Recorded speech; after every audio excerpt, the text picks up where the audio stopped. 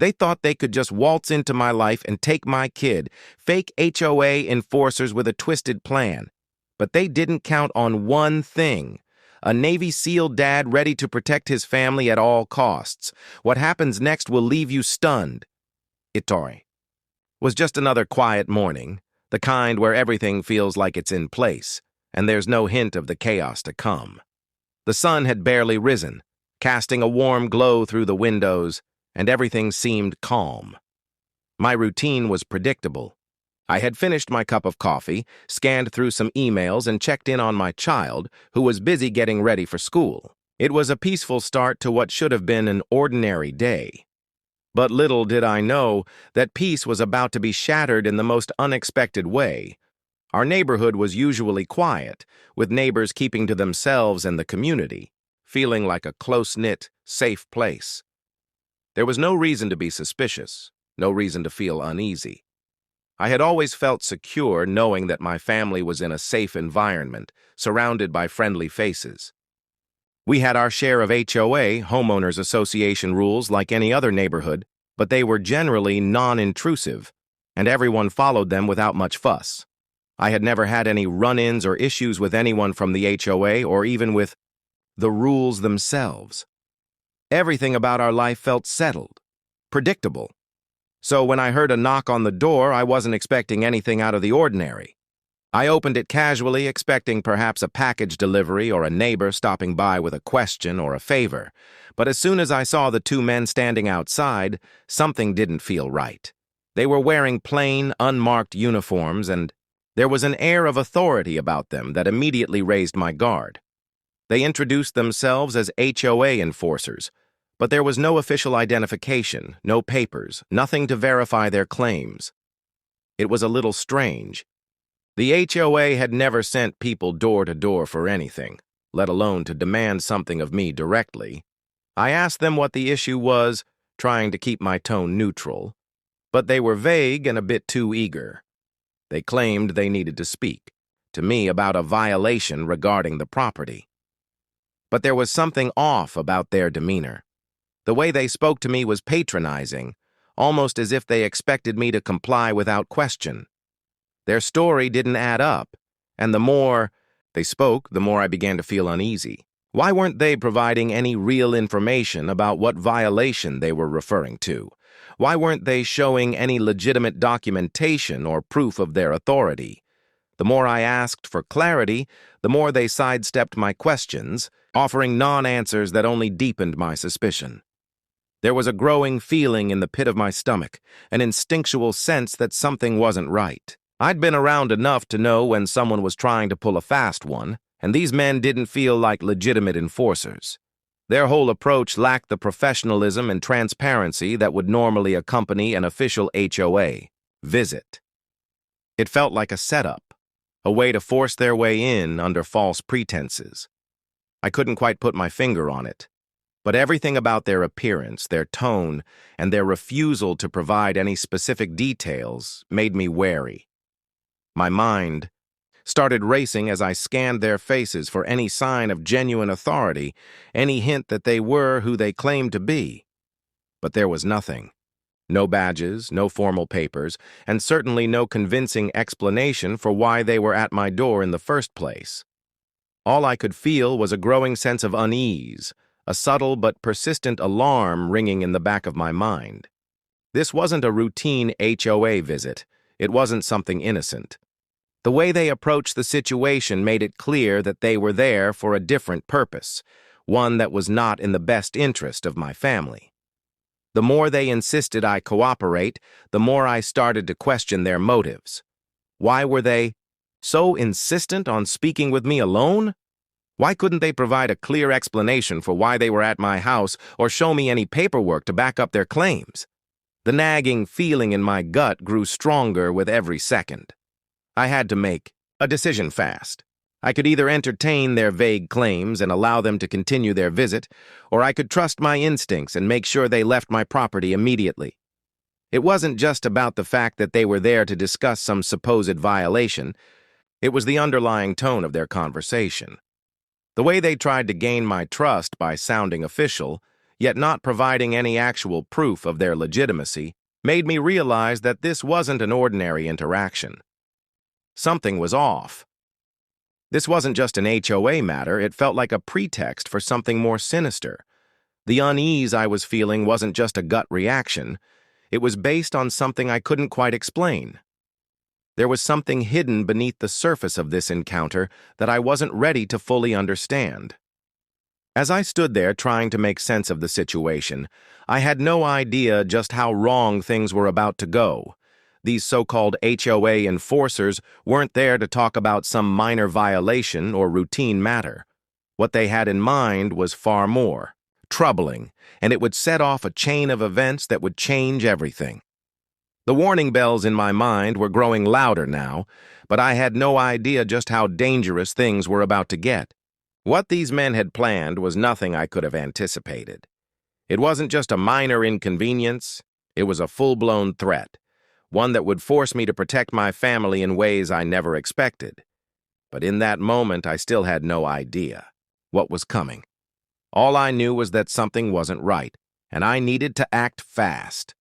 From the moment they began speaking, it was clear that something was off about the two men at my door. They didn't come across as legitimate HOA enforcers. They weren't dressed in any official uniforms, nor did they present any identification or paperwork to validate their claim. But even more troubling was the reason they gave for being there.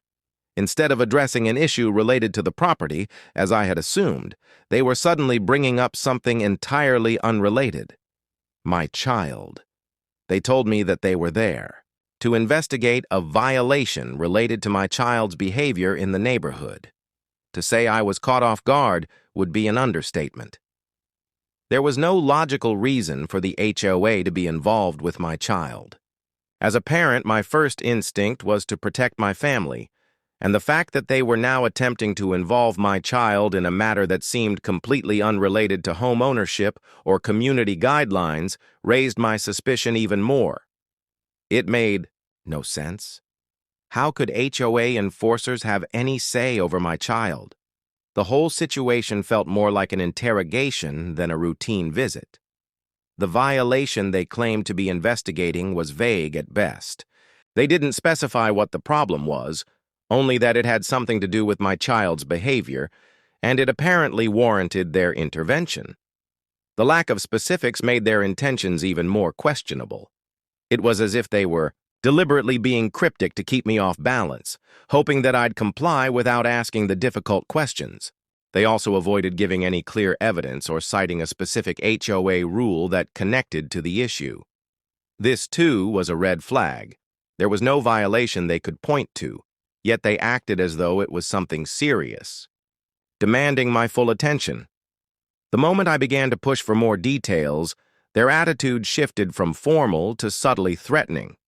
They insisted that I cooperate and allow them to speak with my child. This demand was, of course, completely unreasonable. I was immediately suspicious that they were not there to resolve a community issue but to create one, by forcing an interaction with my child in order to manipulate or coerce us in some way. They didn't need to give any explanation, they just assumed I would hand over my child without question. The implication that they had some kind of authority over my family left me feeling not just uneasy, but outright angry. As I pushed back, asking for any documentation to prove their claims or authority, they grew increasingly assertive, attempting to corner me with their demands. One of the men, a taller individual, even suggested that it would be better for everyone if I simply complied and allowed them to speak with my child. The phrase was chilling, and it only confirmed my suspicion that this was not just an attempt to enforce some minor community rule. It was becoming clear that they were trying to manipulate the situation to their advantage, using psychological tactics to intimidate me into submission. They wanted me to feel powerless, as though refusal would lead to more severe consequences, something that would haunt us later. The more I resisted, the more they escalated their approach. They began implying that my refusal could lead to significant problems, hinting that I could face trouble with the HOA or worse, some kind of legal action if I didn't comply. Their method was classic manipulation. They were trying to create a sense of fear, a false sense of urgency that would force me to act without thinking. They were hoping to scare me into handing over control of the situation, thinking that the best course of action was to avoid further conflict. At one point, they even mentioned the possibility of escalating the situation if I didn't allow them to speak with my child, hinting that I might have to face consequences for standing in their way. It was as though they were testing my limits, trying to gauge how far they could push me before I folded under pressure. They didn't know that I was already seeing through their tactics. Their strategy was clear. They wanted me to cave in to their intimidation, to give them access to my child without any questions asked. They didn't want dialogue or resolution. They wanted control. Their tactics were designed to manipulate and confuse me into thinking that they had the power to make decisions about my family, to instill a false sense of authority that they did not possess. I began to realize that their true goal wasn't to enforce any real violation or protect the community in any way.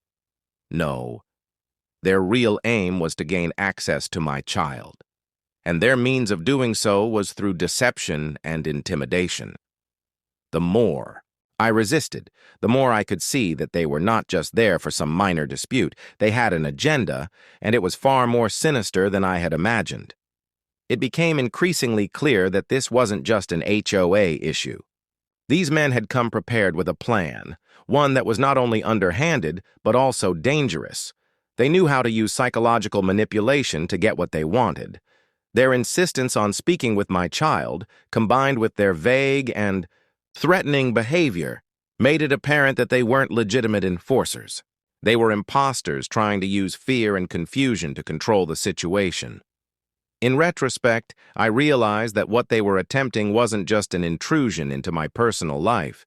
It was an attack on my family. They believed that by leveraging fear and authority, they could bend me to their will. But what they didn't expect was for me to push back, to question their authority, and to recognize the truth behind their deceptive tactics. This was not a battle over a trivial HOA rule. It was a fight for my family's safety, and I wasn't about to let these frauds win. The deception was clear now, but the real question was, how far were they willing to go to achieve their goal, and how far would I have to go to protect my family from them?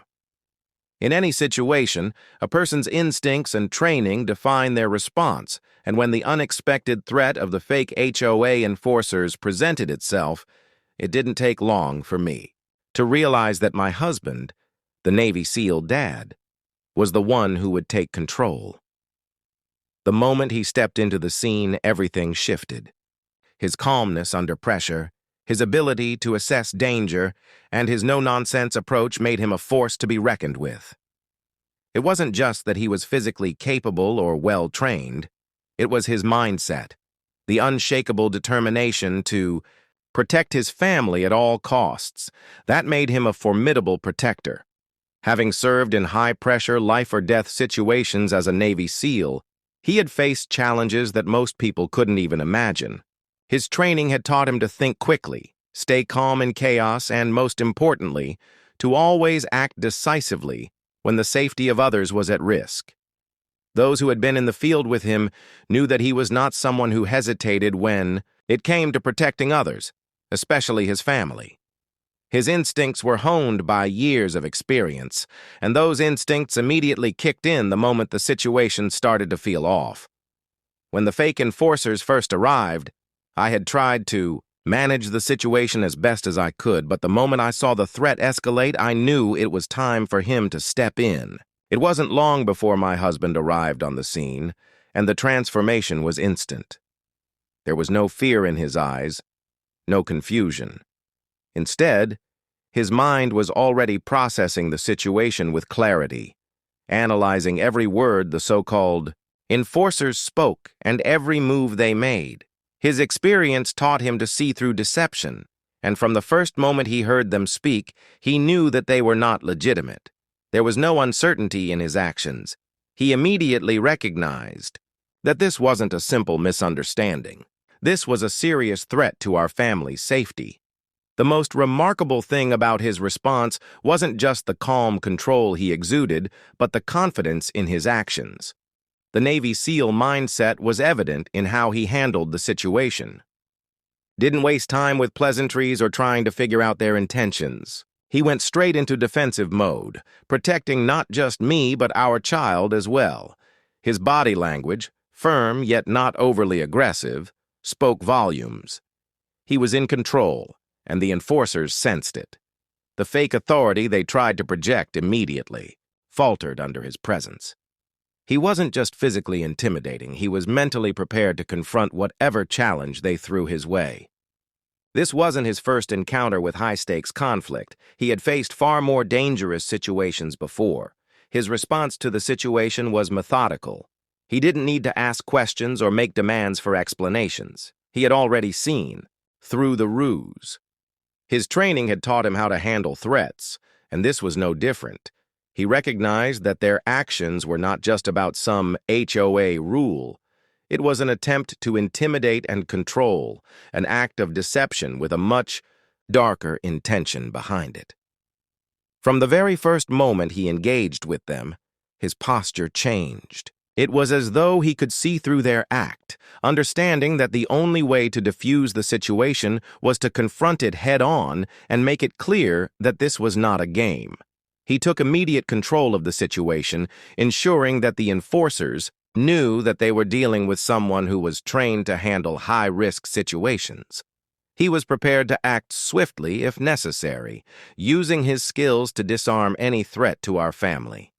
The enforcers, who had likely expected a more passive or confused response, were met with something far more formidable. They underestimated the situation, and their bluff quickly turned hollow in the face of a Navy SEAL's calm yet commanding presence. But what truly set my husband apart in this moment was not just his physical capabilities or military experience, it was his absolute devotion to his family. It's one thing to have the skills to fight, but it's another entirely to have the unbreakable will to fight for the ones you love. The instinct to protect his family was so ingrained in him that it came as naturally as breathing. He didn't hesitate for even a second. This wasn't about proving a point or showing off his training. This was about ensuring the safety and security of his loved ones. For him, there was no choice but to confront the situation directly, ensuring that no harm would come to me or our child. His approach was deliberate, with every word and action, designed to de-escalate the tension while making it clear that any further threats would not be tolerated. He wasn't interested in negotiating or making deals. His primary concern was our safety, and he communicated that without question. His military background had taught him that sometimes the best way to resolve a conflict is to act decisively, setting clear boundaries and showing strength without resorting to unnecessary aggression. He knew how to handle conflict with restraint, but also with force if needed. In this case, he made it clear that any attempt to threaten our family would be met with swift action. As the situation progressed, the enforcers could no longer hide the uncertainty in their movements. They realized they had picked the wrong family to target. They had hoped to use fear and intimidation to get what they wanted, but they quickly found out that fear didn't work on someone who had faced real danger before. My husband's military training and his ability to assess threats in an instant made him the perfect person to handle this situation. Where they saw an opportunity to manipulate, he saw a direct threat to his family's safety, and he reacted accordingly. In those crucial moments, it became clear that this was not just about a simple misunderstanding. It was a test of willpower and strength. The Navy SEAL dad, with his unshakable resolve, was prepared to defend his family no matter what. The enforcers, for all their bravado, now realized that they had miscalculated. They had underestimated a father who was willing to do whatever it took to protect his loved ones, and that mistake would cost them dearly. The moment the fake HOA enforcers realized that they had underestimated the situation, everything changed. Their plan had been simple: intimidate, confuse, and gain access to our child through fear. They assumed that, like most people, we would cave in to their threats and demands. But they hadn't accounted for one crucial detail: the presence of Boab, a Navy SEAL dad, someone who had been trained to handle threats with precision and decisiveness.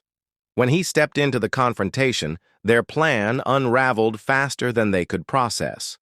At first, the enforcers were likely taken aback by my husband's calm but assertive demeanor. They had expected someone less prepared, someone who might hesitate or falter under pressure. What they didn't realize was that my husband's years of military training had taught him how to assess situations in real time, reading every subtle shift in behavior, every false move that might indicate a threat.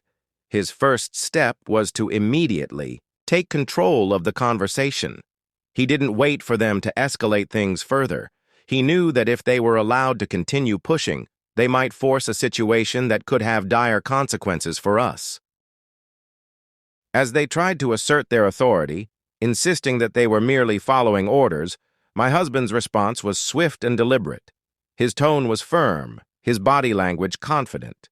He made it clear that there would be no further discussion about their fabricated claim of violations. He told them in no uncertain terms that they had no right to speak to our child and that they needed to leave the property immediately. There was no room for negotiation, no compromise. This wasn't just about defending his home. This was about safeguarding his family from people who were trying to manipulate the situation for their own gain.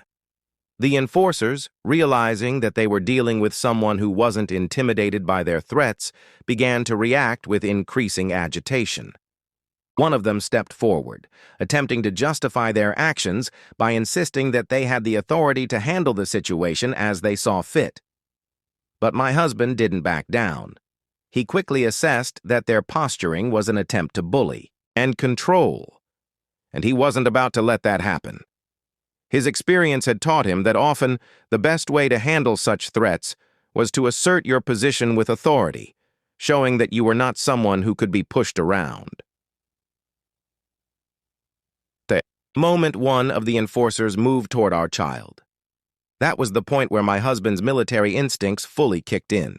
In a flash, he took action, using his training to intercept the movement before it could escalate. His response was quick, measured, and completely calculated. He didn't lash out in a frenzy. Instead, he used a technique he had mastered in the field, one that would neutralize the threat without causing unnecessary harm, but still send a clear message that the situation was not to be taken lightly.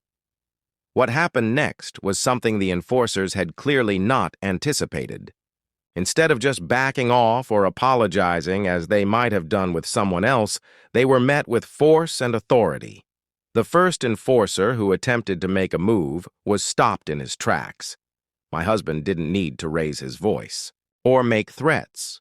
His actions alone spoke volumes.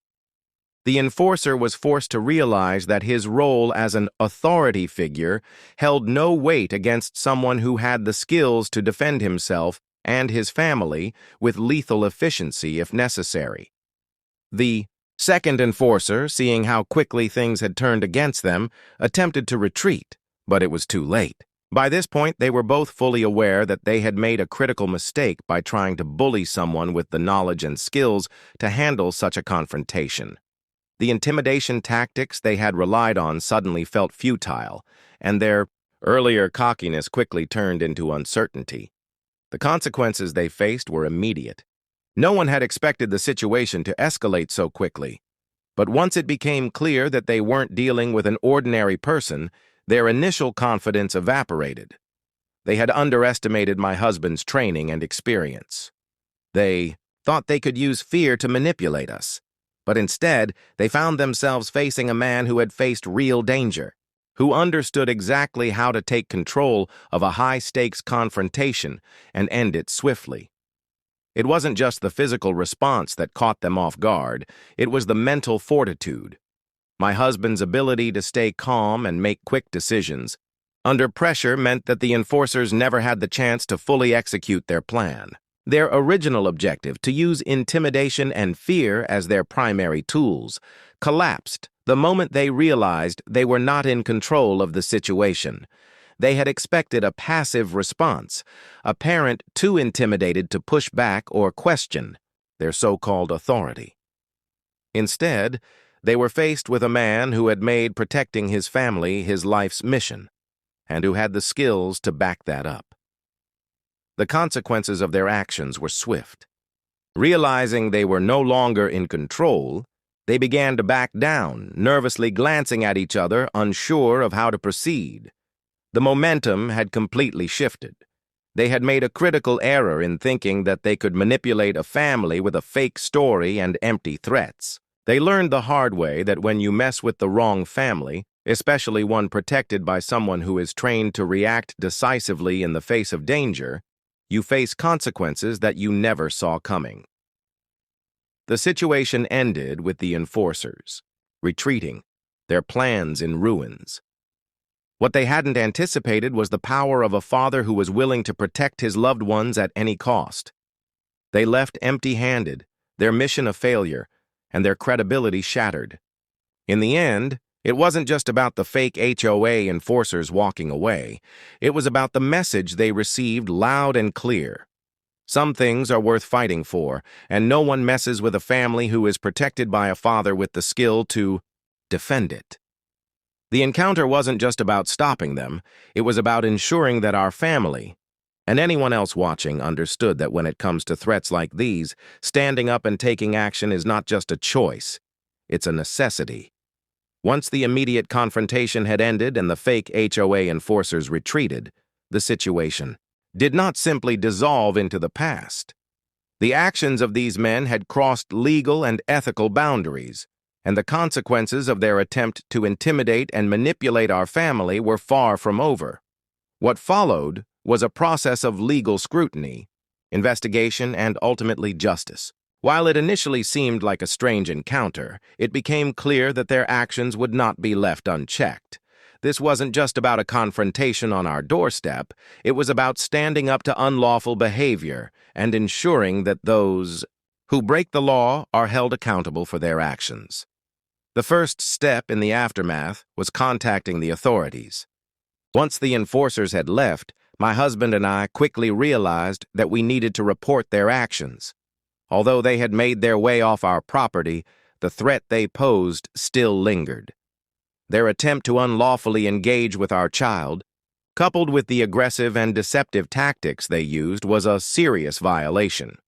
We contacted local law enforcement to report what had transpired, providing them with as much detail as possible about the events and the men's behavior. We also informed the authorities about the false claim they had made regarding a supposed violation and their attempt to unlawfully gain access to our child.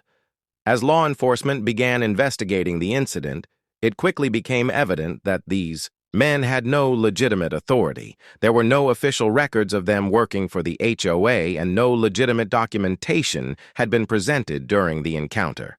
They had essentially been acting as imposters, leveraging the power of deception to manipulate the situation. The police immediately recognized the severity of their actions. Filing false reports, attempting to manipulate and intimidate a family, and engaging in aggressive behavior were not actions that could simply be overlooked. The investigation revealed that the two men were not part of the HOA at all. They were individuals with no connection to the organization they claimed to represent. As the authorities dug deeper, they uncovered a history of similar complaints from other neighborhoods, multiple instances where these men had shown up on properties, making false claims about violations and attempting to intimidate homeowners into compliance. Their methods had been the same: vague accusations, manipulative tactics, and an overreaching sense of authority that had no legal basis. It was clear that these men had been attempting to exploit homeowners' trust and vulnerability for their own gain. Once their true identities were revealed and their fraudulent activities brought to light, the legal consequences were swift. The men were charged with multiple offenses, including fraud, harassment, and unlawful attempts to coerce a child. They faced criminal charges for impersonating official enforcers and for using intimidation tactics to create fear and confusion. Additionally, their actions in trying to manipulate the HOA's authority to justify their demands added another layer of criminality to their behavior. The charges were serious, and as the investigation continued, it became clear that these men would have to answer for their actions in court. The legal system moved quickly once the case was in motion. The men were arrested and brought to trial, where the evidence, including our testimony and the investigation, made it clear that their actions were not just unethical, but criminal. The fake enforcers had no defense. There was nothing that could justify their actions. The overwhelming evidence against them ensured that they would not be able to escape the legal consequences of their behavior. The trial resulted in their conviction, and they were sentenced accordingly. For their attempt to unlawfully take control of the situation and harass my family, they were held accountable in a way that would serve as a clear message to others who might attempt to engage in similar tactics. For my family, this was not just a victory in a legal sense, it was also a moral one. The actions of these fake enforcers had put our safety and peace of mind at risk. But because we stood up to them and didn't back down, justice was able to prevail. It wasn't easy, and it required a concerted effort from both us and the authorities to ensure that the truth came to light. But the outcome was worth every moment of uncertainty and every second of the confrontation. This entire ordeal reinforced a powerful message about the importance of standing firm in the face of threats, especially when those threats are aimed at your family. My husband, a Navy SEAL, had been the pillar of strength and calm that allowed us to face this situation head-on. His training had prepared him for moments of crisis, and he had acted not out of fear, but out of a deep, instinctive need to protect his loved ones. In doing so, he demonstrated that no matter the challenge, no matter the cost, protecting his family was always the #1 priority. His actions showed that sometimes taking a stand means doing whatever it takes to ensure your loved ones are safe. The conviction of the fake enforcers was a reminder that no one is above the law, and that there are serious consequences for those who try to manipulate or intimidate others. It also showed that when it comes to protecting your family, the right to defend and stand up for them is not something anyone should take lightly. My husband, through his courage and decisiveness, ensured that those who sought to exploit and harm our family faced the consequences of their actions. The message was clear. Never underestimate the lengths a parent will go to protect their child. No matter who you are or what authority you claim to have, if you threaten a family, you will have to face the consequences. In the end, justice was served, not only through legal means, but through the unwavering dedication to family and the strength to defend it, no matter the odds.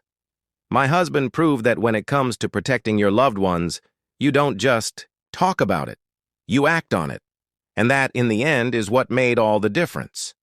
If you want to hear more shocking stories like this, make sure to subscribe to the HOA Stories and never miss an update.